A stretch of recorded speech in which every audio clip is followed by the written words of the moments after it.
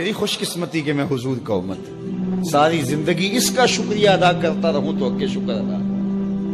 ہم حضور کی امتی نبی انتظار کرتے رہے، نبی منتظر رہے. حضرت خلیل اللہ کی بارگاہ میں پکار رہے، ربنا وابعث فیہم رسولا، مالک رسول بھیج دے. کوئی کہتا ہے لیسا بفظ ولا بغلظ، وہ ترشرو نہیں ہوگا، سخت مزاج نہیں ہوگا، ماتھے پہ شکنے لانے والا نہیں ہوگا، وہ پیار بانٹنے والا ہوگا. بس وہ آیا جا رہا. حضرت عیسیٰ نے تو نام بھی بتا دیا تھا، مبشرم برسول یاتی من بعد اسمہ احمد. لوگوں میں جا رہا ہوں، چلو نام بھی بتا دیتا ہوں، میرے بعد جو آنے والا اس کا نام احمد ہوگا. نبی انتظار کرتے رہے، 12 نبیوں نے انتظار کیا حضور کی امت میں ہونے کے لیے تمنا کی.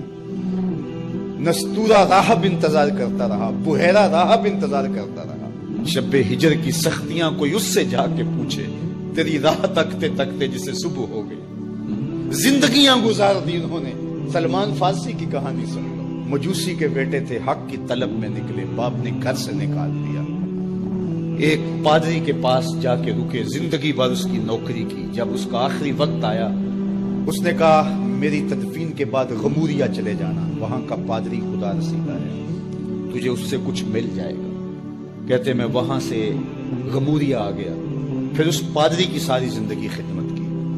جب وہ مرنے لگا تو اس نے کہا کوئی ایسا شخص نہیں ہے جس کے پاس اب میں تجھے بھیجوں، لیکن نبی آخر الزمان کے ظہور کے لمحے آ گئے.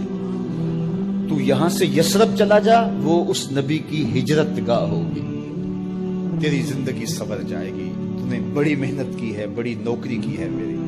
کہتے میں نے اس کو کہا کہیں ایسا نہ ہو میں دھوکہ کھا جو مجھے کوئی نشانی بتا دے. اس نے کہا 3 نشانی ہے. ایک صدقہ نہیں لے گا، دوسرا ہدیہ رد نہیں کرے گا، تیسرا 2 کندھوں کے درمیان برے نبوت. کہتے ہیں میں نے اس کی تدفین کی. یثرب کی جانب جاتے ہوئے ایک قافلے میں شامل ہو گیا. انہوں نے مجھے پکڑ کے اپنا غلام بنا لیا، لیکن میرے پہ مہربانی یہ کی کہ مجھے بیچا جا کے مدینے. ایک یہودی نے مجھے خرید لیا. میں اس کے باغ میں گوڈی کرتا تھا، کام کرتا تھا، کھجوریں توڑتا تھا، لیکن میں انتظار میں تھا کہ کبھی وہ نبی آخر زمان آئے تو مجھے دید ہو. کبھی عرش پر، کبھی فرش پر، کبھی ان کے در، کبھی در بدر. غم عاشقی تیرا شکریہ، میں کہاں کہاں سے گزر گیا.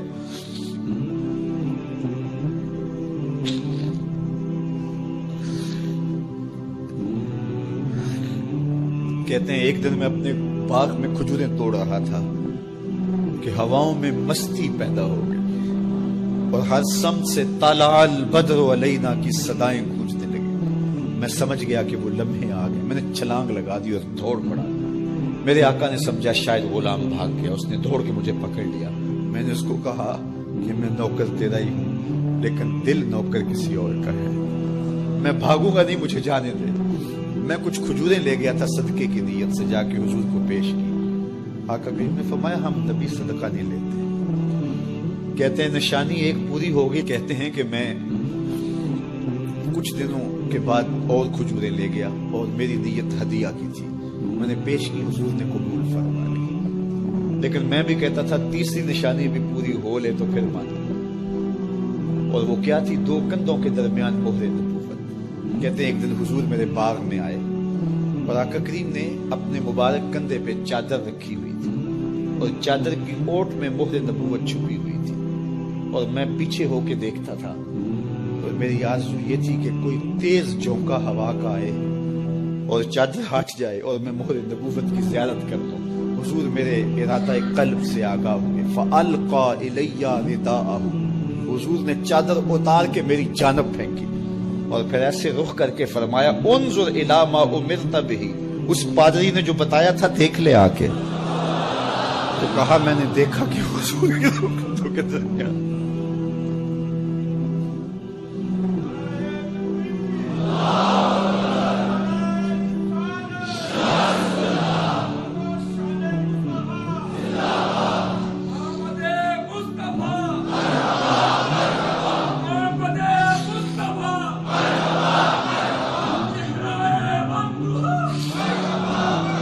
شب ہجر کی سختیاں کوئی اس سے جا کے پوچھے، تیری راہ تکتے تکتے جسے صبح ہو گئی. ہم نے تو کوئی انتظار نہیں کیا نا، ہم نے تو کوئی دکھ نہیں سہا، ہم سوئے تھے مقدر جاگ اٹھے.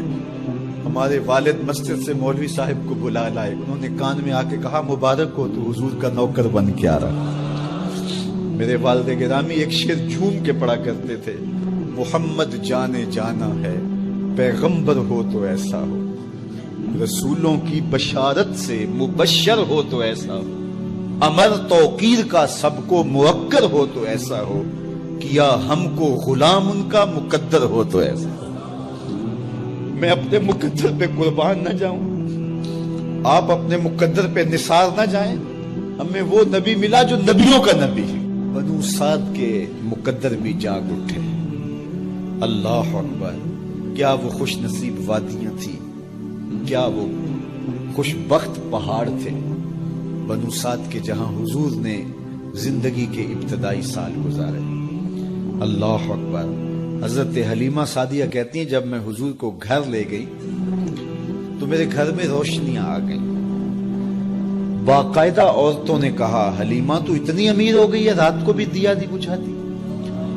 بڑے امیر کبیر گھرانوں میں بھی رات کو لوگ دیا بجھا دیا کرتے ہیں, لیکن تو اتنی ہی امیر ہو گئی ہے کہ رات کو بھی تیرے گھر کا دیا نہیں بجھتا. تو حلیمہ سعدیہ نے کہا آؤ میں تمہیں بتاؤں میرے گھر میں دیا کون سا روشن. باقاعدہ ہم جولیوں کو بلایا, پالنے میں حضور تھے, اشارہ کر کے کہا ما کننا نحتاج الی السراج من یوم اخذنا ہو. جب سے یہ پیارا گھر آیا ہے میں نے سارے دیے توڑ دیے.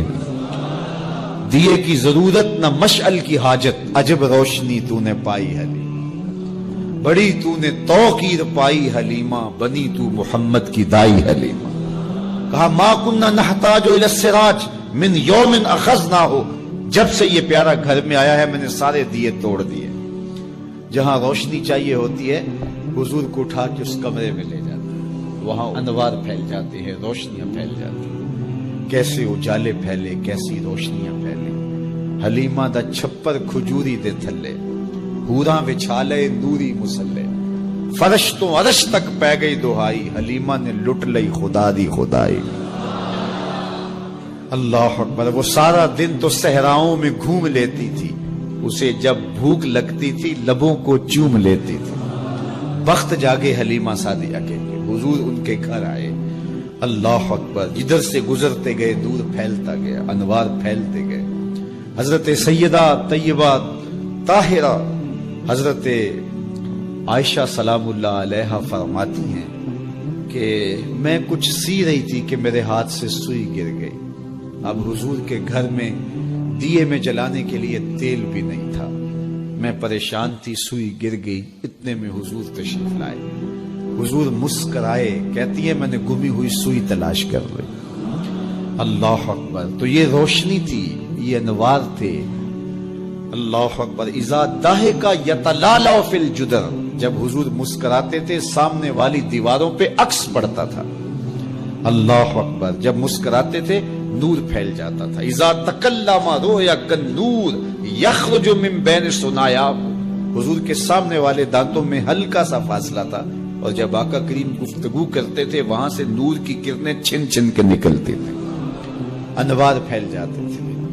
ایسا نوری ماحول, ایسا نورانی چہرہ. حضرت ابو ہریرہ بولے کل قمر لیلۃ البدر لم ارى قبلہ ولا بعدہ مثلہ. کیا پوچھتے ہو, 14ویں رات کا چمکتا ہوا چاند تھے میرے حضور. پھر کہا نہیں نہیں نہیں, حضور جیسا نہ پہلے دیکھا نہ بعد میں دیکھا. حضرت حسان بن ثابت پاس کھڑے تھے. کہا دیکھتے کیسے, کسی ماں نے جنم دیا ہوتا تو دیکھتے.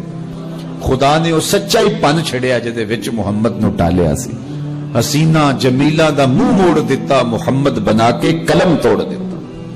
مثل او در عالم امکان متصور نیست. حضرت شیخ مجدد کہتے ہیں حضور کی مثل بزم عالم میں ممکن ہی نہیں ہے, ہو ہی نہیں سکتا. اور اقبال کا لہجہ بھی دیکھیے, رخ مصطفیٰ ہے وہ آئینہ کہ اب اس سا دوسرا آئینہ نہ کسی کی بزم خیال میں نہ دکان آئینہ ساز میں. تو وہ پیکر تراشا, وہ پیکر تراشا. مکھ چند بدرشا شانی ہے, متھے چمک دی لاٹ نورانی ہے. کالی زلف تیک مستانی, مخمور رکھی ہن مد بھریاں. کیسا جمال دیا, کیسا حسن دیا. اچھا بریلی کے امام سے بھی پوچھ لیجئے. اللہ اکبر. بل بل نے گل ان کو کہا, عمری نے سروے جاں فضا. بلبل کی منتہائے پرواز تو یہی ہے نا کسی کو پھول کہتے.